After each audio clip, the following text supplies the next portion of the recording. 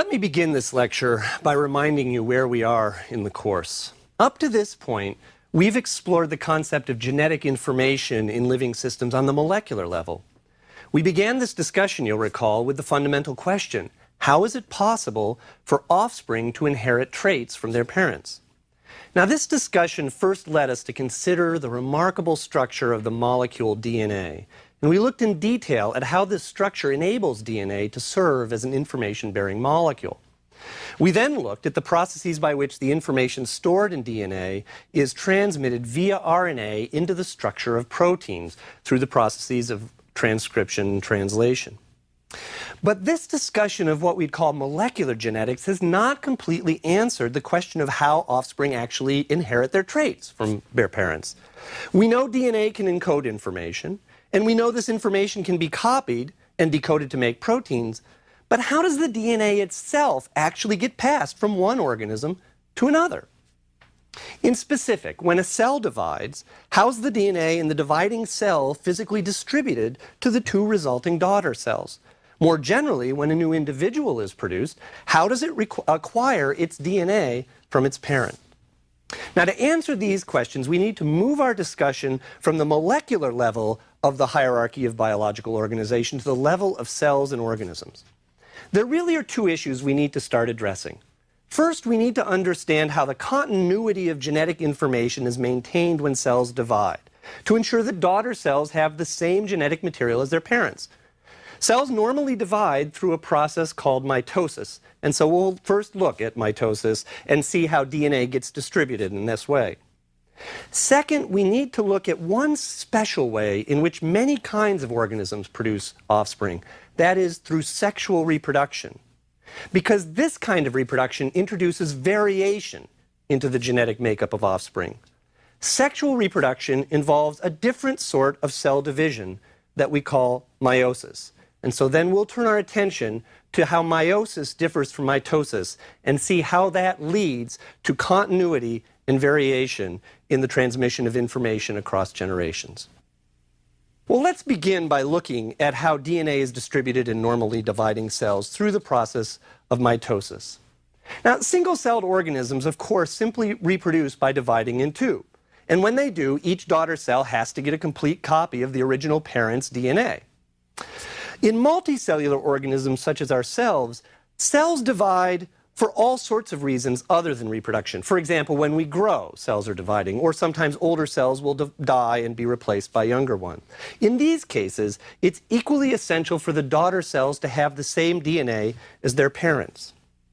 So how do we get two copies of DNA in a parent cell sorted out into the daughter cells after division?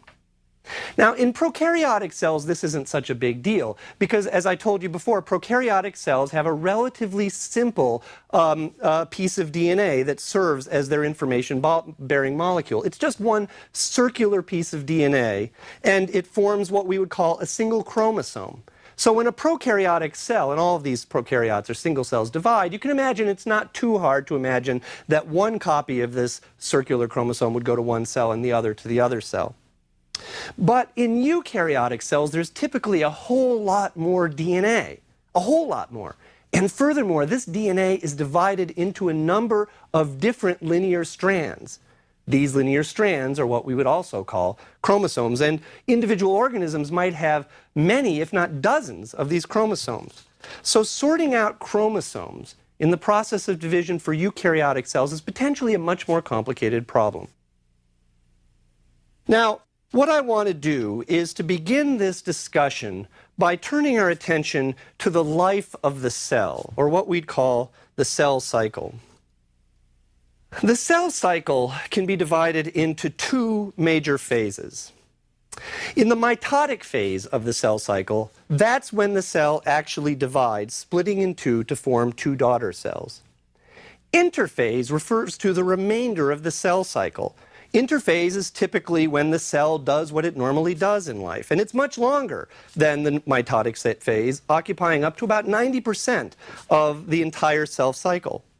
Now, there are a lot of details to the cell cycle that we could discuss. I mean, for example, interphase is typically divided into its own three phases, the so-called G1 phase, the S phase, and the G2 phase. These stand for the first gap phase, the synthesis phase, and the second gap phase. The only point I want to make here is that during the S phase of interphase, S phase for synthesis, that's when the DNA in the cell is being replicated. That's when that process of DNA replication that we discussed a number of lectures ago actually is occurring. Now, once the DNA has replicated, the cell may go into the mitotic phase where it divides. And what we have to do is to get these two copies of all the DNA separated. Let's take a closer look then at mitosis and see how this happens. Mitosis is really an extraordinarily beautiful process. If you look at mitotic cells under the microscope, you can almost see this remarkable choreography of the movements of chromosomes. Now, normally during the interphase of the cell, the chromosomes in the cell's nucleus are dispersed. You can't actually see them under a normal light microscope. But when the cell prepares for mitosis, these chromosomes, and remember, chromosomes are made up of both DNA and proteins associated together, a structure that we call chromatin. These chromosomes begin to curl up on each other and condense and form little physical bodies that you can actually see under a normal low-powered microscope. Now, for our purposes, there are 4 stages of mitosis to consider, which we define based on the progress of the movements of chromosomes in these dividing cells. Of course, mitosis is also a complex cellular process, and there are a lot of details that we could look at here, but I don't want you to get lost in the details. Instead, I want you to focus on where the chromosomes are going, how they're moving. The first stage of mitosis is what we call prophase. Prophase occurs when the chromosomes in the nucleus first start to appear, first start to condense. The other thing that happens during prophase is actually the nucleus begins to break down. The membrane that surrounds the nucleus begins to dissipate, and it disappears if you're looking at it under a microscope. Now remember, at this phase, each chromosome actually consists of 2 copies. Now I'm going to give you some terms, and I want you to try to sort these out because it'll be important to keep these in mind as we talk not only about mitosis, but later about meiosis. The 2 copies of each chromosome are physically attached. They remain attached at a little structure somewhere in the middle of the chromosome that we call the centromere. And those 2 copies are what we call sister chromatids. So if you look at a chromosome under a microscope, you typically see sort of 2 parallel lines that are connected somewhere in the middle. And these 2 parallel lines really are the 2 copies of that chromosome that were made during the synthesis phase and interphase. What mitosis will do is separate those 2 copies, separate those sister chromatids with 1 chromatid going into each of the daughter cells following division. Now, the second major waypoint, if you will, during mitosis is what we call metaphase. Metaphase is recognized by the fact that all of the chromosomes that have condensed in the cell physically line up. I mean, this is where the ballet comes in. It's not like they're doing a little square dance. They're lining up right along the center of the cell, really in a plane in the center of the cell. Now, at this time, these chromosomes are actually attached by very small protein structures that are called spindles. These are structural proteins that connect back to little structures, protein structures, again called centrioles, at either side of the cell. So it's as though each chromosome lined up in the middle of the cell has a little wire or string connected to it, leading back to an object on either side. What happens next is what we call anaphase. Anaphase is recognized by the fact that the chromosomes actually pull apart. Now, what really is happening is that the 2 sister chromatids are being separated. The centriole comes apart, and the spindles will literally pull the 2 sister chromatids away from each other for each chromosome, pulling 1 chromatid to one side of the cell and the other chromatid to the other side of the cell. And then finally, the final phase of mitosis that we want to label is called telophase. Telophase is when the parent cell actually divides. It's as though there's a drawstring that was positioned right around the center of the cell in the same plane where those chromosomes had lined up during metaphase. And after the chromatids had separated, that drawstring gets to be pulled and starts squeezing the center of the cell until the cell literally divides into what are now two daughter cells. And the important thing to keep in mind then is that what we've accomplished is the separation of the chromatids, the copies that were made earlier in interphase, into the two sides of the cell. And that's how we can account for the continuity of information as cells divide.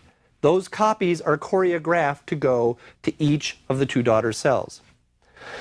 Now, actually, mitosis isn't really too hard to visualize. If you just think of each chromosome having copies and those copies lining up such that they get pulled to each side, then it's pretty clear how we can get the DNA that it was copied earlier to be segregated into daughter cells. But it's important to keep those basic chromosome movements in mind, because they'll become even more important for us to understand as we next look at the process of meiosis. Well, why do we care about meiosis? This has to do with sexual reproduction. If organisms only reproduce by simply dividing cells, then mitosis would be all we need to understand to explain how genetic information is transmitted across generations. But many organisms, especially multicellular organisms such as ourselves, produce offspring not simply by dividing cells, but by combining two cells to form a single cell. Now, that's why we need to understand meiosis, because it's the cells that are combined, what we call gametes, that need to be produced in a special way. Before we talk about that special way, let me remind you, though, what's really happening in sexual reproduction is that by combining cells from two different parents, we're combining genetic information from those two individuals. And thus, the genetic makeup of the offspring is a combination of the genetic makeup of the two parents.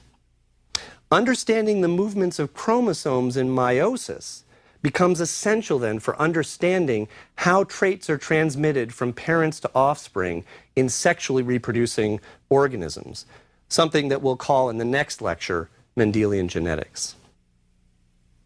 Now, a couple of terms here.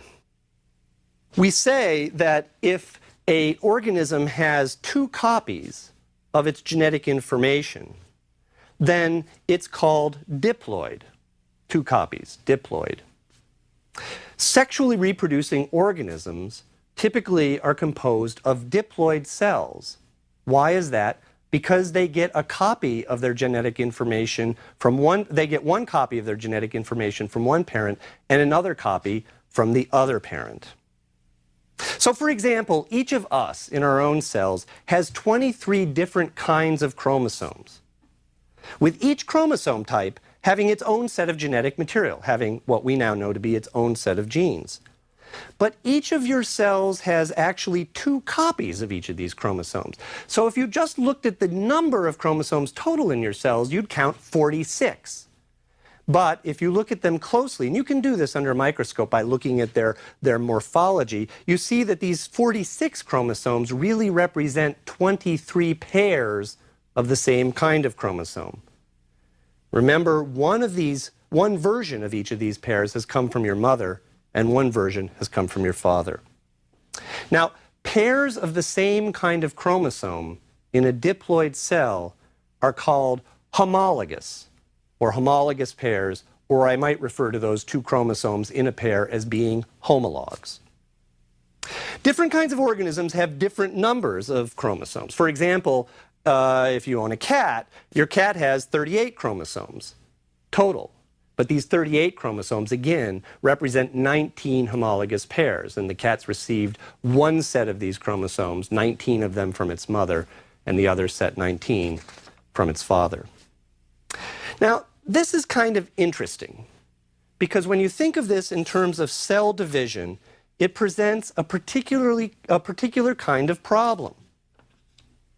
If each offspring gets a set of chromosomes from its father and another set of chromosomes from its mother, then why don't offspring continually have more and more copies of their chromosomes?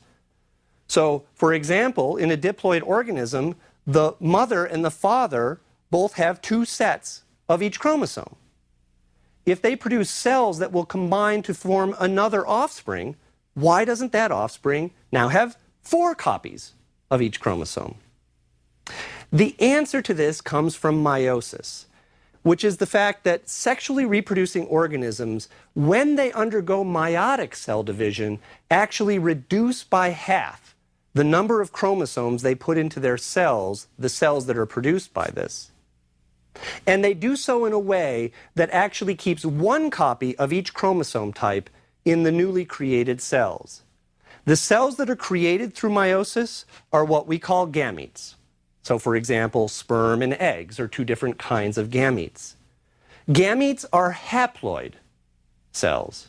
And by haploid, I mean they only have 1 copy of each chromosome type. Now, this confused me when I was a student. We say diploid cells have 2 copies of each chromosome type. Why don't we call these uniploid cells? I don't know. This is the way biologists worked back then. Anyway, haploid cells are considered to have just 1 copy of each chromosome type. Meiosis is the way that cells achieve the production of these haploid gametes. So let's look at meiosis now in a little more detail. Meiosis is similar to mitosis in some ways. As was the case for mitosis, the DNA in a cell has already been divided, has already been replicated, I should say, before the process of meiosis begins. In other words, again, in the synthesis phase of interphase, the cell has actually duplicated every one of its molecules of DNA, every one of its chromosomes.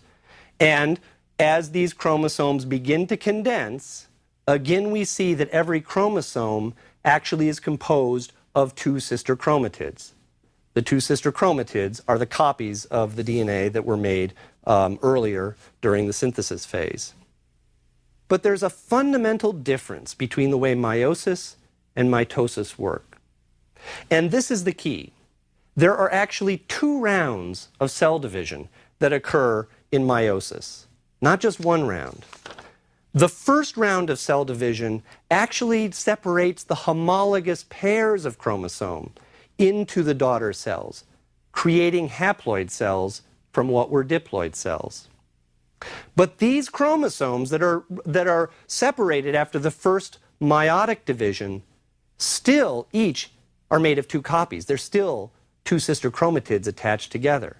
That's the subtle part. Remember, you've got 2 of each kind of chromosome, 1 from your mother and 1 from your father.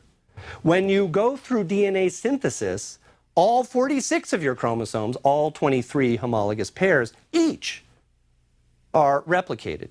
So now you have 46 physical chromosomes, each of which has 2 copies, which we call sister chromatids.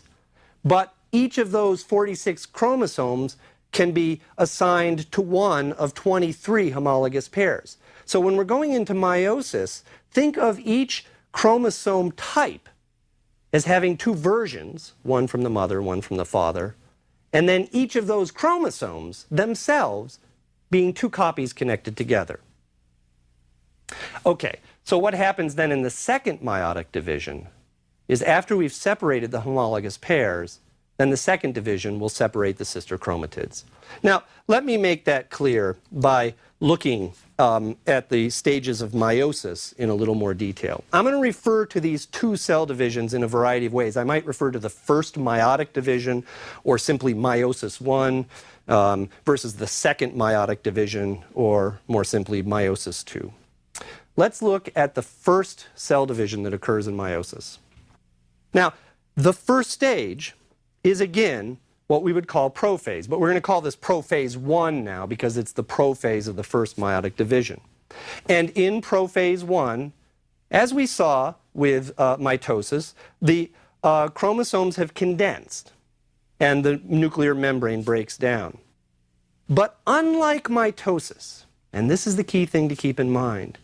What happens is that these homologous pairs begin to associate very closely. In other words, the two homologs that are members of a homologous pair actually come together and are adjacent to each other during prophase. This didn't happen in prophase of mitosis. All the homologs were on their own. But in meiosis, in the first prophase, the homologs actually associate. Interestingly, during this association, which we call synapsis, of meiosis 1 in the first prophase, the sister chromatids of two homologs may actually sort of cross over each other. They make actually physical molecular connections. We call these connections chiasma, or chiasmata for plural. And they're literally places where the DNA of the sister chromatids of two homologs will become connected.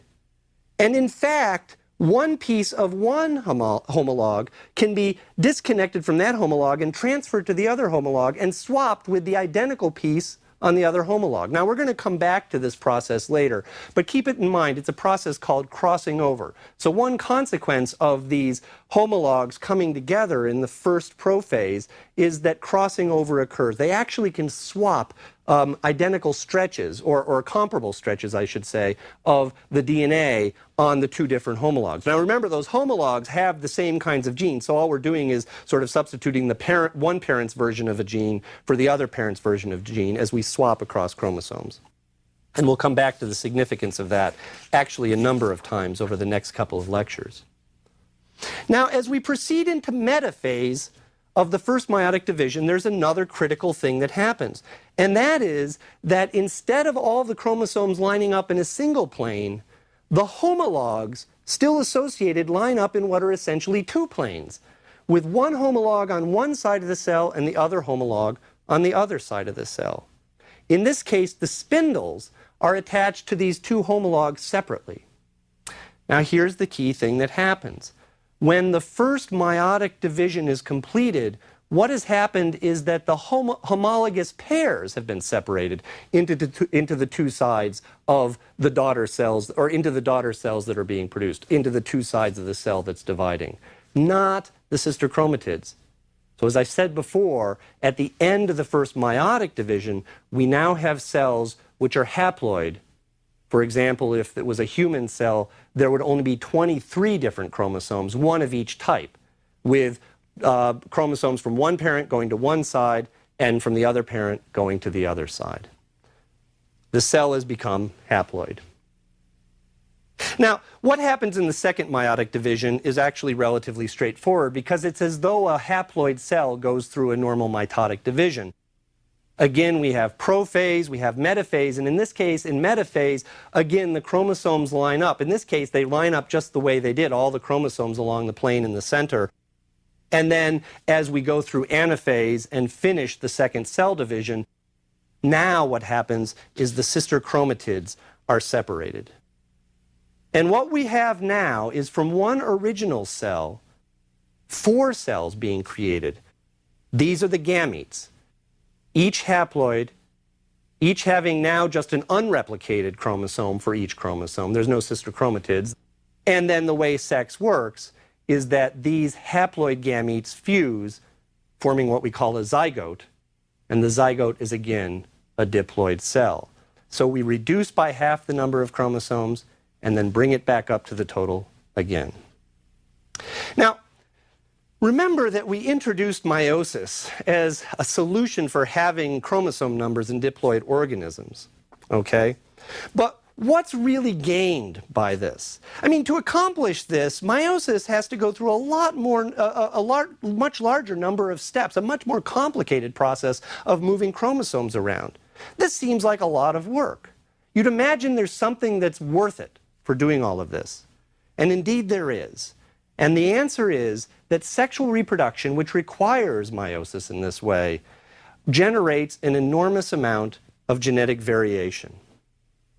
Now, some organisms reproduce asexually. In fact, many organisms will reproduce asexually some of the time. But there's a drawback to asexual reproduction, and that is that it produces highly uniform offspring. In In a sense, if you reproduce asexually, you're producing genetic clones. Now, if an organism is well adapted to its environment, and the environment is unchanging, then asexual reproduction might be okay because it ensures that offspring are as nearly identical to their parents as possible, and thus as well adapted to that environment as possible. But more often than not, across evolutionary time, conditions will change. The conditions that offspring find themselves, where they live, the environmental conditions there, will more often than not be a little different from the conditions in which their parents lived. Therefore, there is a selective advantage, there's an evolutionary advantage to producing genetically variable offspring. Essentially, it's a kind of bet hedging. Your offspring will be pretty similar to you, ensuring the continuity of genetic information. They're not just starting over from scratch, but they won't be exactly similar to you, so that they might be able to fit into a broader range of possible environments. Now, where do we get this kind of variation from? We already talked about mutation earlier in the course. Mutation is one process by which genetic variation is introduced into populations of organisms. Sexual reproduction, and specifically the way chromosomes segregate into gametes during meiosis, creates a significant additional source of genetic variation. Let's take a quick look at why this is. Remember, in meiosis, each chromosome behaves independently of its homologue. In mitosis, I should say, each chromosome behaves independently of its homologue. In meiosis, by contrast, the two members of the homologous pairs come together and separate in that first meiotic division. Here's the key point, though. When these homologs separate to the two sides of the cell, the way in which the homologs of different chromosome types line up is completely random with respect to each other. Let me clarify this. Each homologous pair represents one version of a chromosome type received from, say, one parent, the mother, and another version received from the other parent, say, the father. When the first meiotic division occurs, the maternal and the paternal members of different homologous pairs assort randomly with respect to each other as they're segregated into daughter cells as gametes are produced. Imagine, just to make this clear, an organism that only had two types of chromosomes. We'll call them chromosome type 1 and type 2. That would mean that the total number of chromosomes in the cell would be 4, representing these two homologous pairs. When the first meiotic division occurs, what happens is that the homologous pairs separated, as I said. But these homologous pairs could line up at the first metaphase in two different ways. They could line up so that both the chromosomes inherited from the father originally are on the same side, and both the chromosomes from the mother are on the other side. In which case, when meiosis was complete, the resulting gametes each would have the chromosomes from the same parent in them. In other words, there'll be gametes with just the father's chromosomes, 2 chromosomes, and other gametes with just the mother's 2 chromosomes. But it's equally likely that when the first metaphase occurs, these homologous pairs line up in a different way. For example, the paternal chromosome for chromosome 1 could be on one side with the maternal chromosome for chromosome 2. Whereas on the other side, we'd have the maternal chromosome for chromosome 1 and the paternal version of chromosome 2. What that meant is that when these cells divided, we'd now be producing gametes that had a mixture of the two parents' chromosomes. And in the end, if both of these possibilities occur, then we can imagine there are 4 possible kinds of gametes that could be produced. Now, the interesting thing is not to keep track of all these possibilities. I mean, this is a relatively simple example with just a couple of chromosomes, which is actually many fewer chromosomes than most eukaryotes have. But to realize that what meiosis is doing is actually shuffling the deck. It's shuffling the chromosomes you receive from each of your 2 parents. And in that way, doing something or creating something that we call genetic recombination. And it's genetic recombination, the mixture of genetic material from your 2 parents, that can produce a virtually infinite variety of mixtures of the genetic complements of 2 different parents in the production of gametes. This means that while offspring of sexually reproducing organisms are similar to their parents, thus ensuring the continuity we talked about earlier, they're not identical, thus creating the variation that we discussed. Next time, we're going to look at the consequences of this variation by looking at how offspring inherit traits from their parents in sexually reproducing organisms, following the rules that we now call Mendelian genetics.